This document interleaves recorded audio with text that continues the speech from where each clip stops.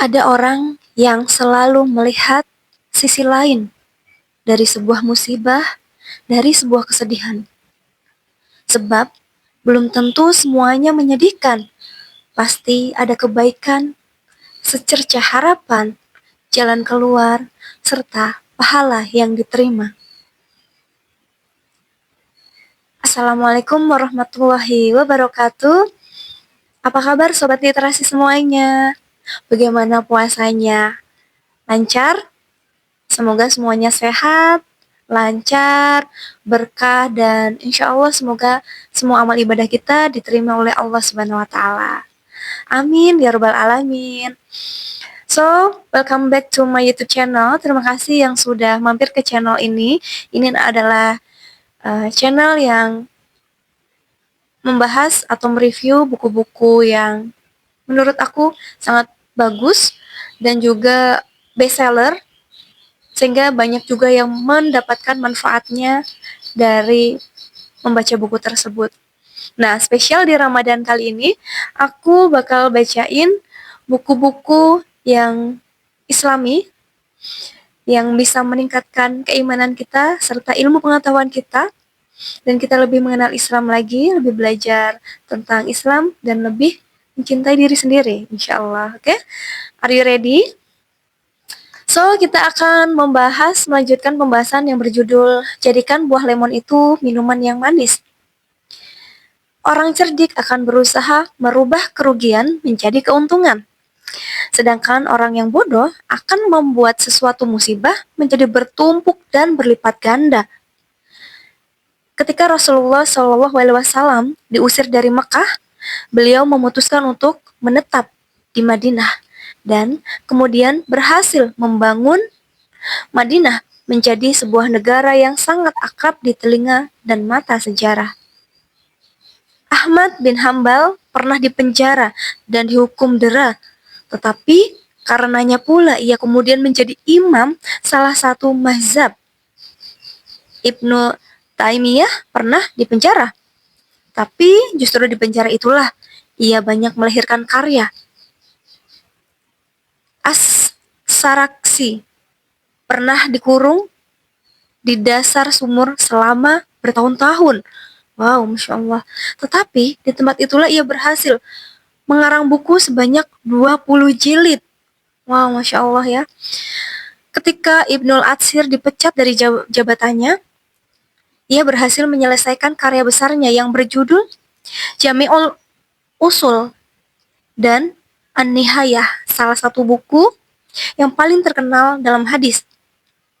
Demikian halnya dengan Ibnul Jauzi. Ia pernah diasingkan dari Baghdad, dan karena itu ia menguasai Qira'ah Sab'ah. Malik bin Ar-Raib adalah penderita suatu penyakit yang mematikan. Namun ia mampu melahirkan syair-syair yang sangat indah dan tak kalah dengan karya-karya para penyair-penyair besar di zaman Abbasiyah. Lalu ketika semua anak Abi Su'aib Al-Huzali mati meninggalkannya seorang diri, ia justru mampu menciptakan nyanyian-nyanyian puitis yang mampu membekam mulut zaman, membuat setiap pendengarnya tersihir, memaksa sejarah untuk selalu bertepuk tangan saat mendengarnya kembali.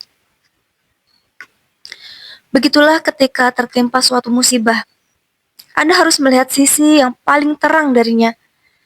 Ketika seseorang memberi Anda segelas air lemon, Anda perlu menambah sesendok gula di dalamnya.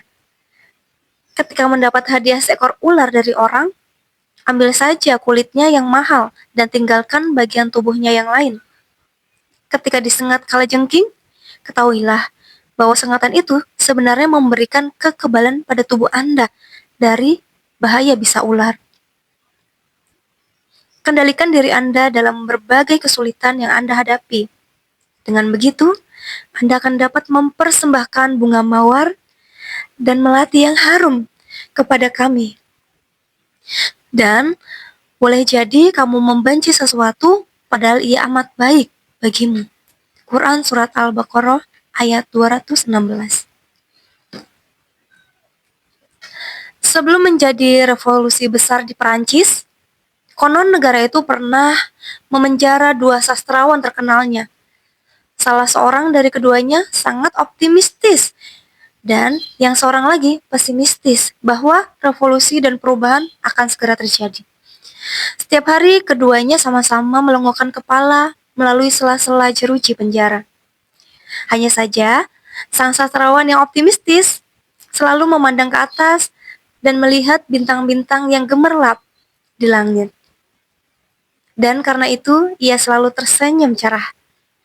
Adapun sastrawan yang pesimistis, ia selalu melihat ke arah bawah dan hanya melihat tanah hitam di depan penjara. Dan kemudian menangis sedih.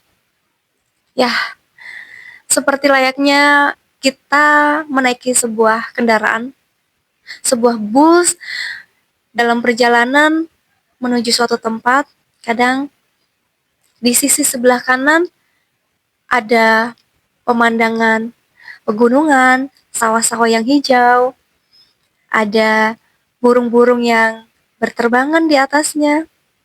Namun kadang kita melihat di sisi kiri, yang terlihat hanyalah tembok-tembok kusam, atau mungkin pagar-pagar besi yang usang, atau tempat sampah yang begitu panjang. Jadi, terkadang hidup ini juga soal pilihan ya. Kita mau melihat dari sisi yang mana? Kita mau melihat di sebelah kanan kita, di sisi kanan kita melihat kebaikan-kebaikan yang ada, atau kita hanya fokus melihat di sisi kiri, di sisi keburukan. Yang kita lihat hanyalah pemandangan-pemandangan atau hal-hal yang tidak mengenakan di mata kita. Jadi, hidup itu pilihan, pilihlah yang membuat kita tenang, membuat kita nyaman, membuat kita bahagia, dan yang pastinya sesuai syariat Allah Subhanahu wa Ta'ala.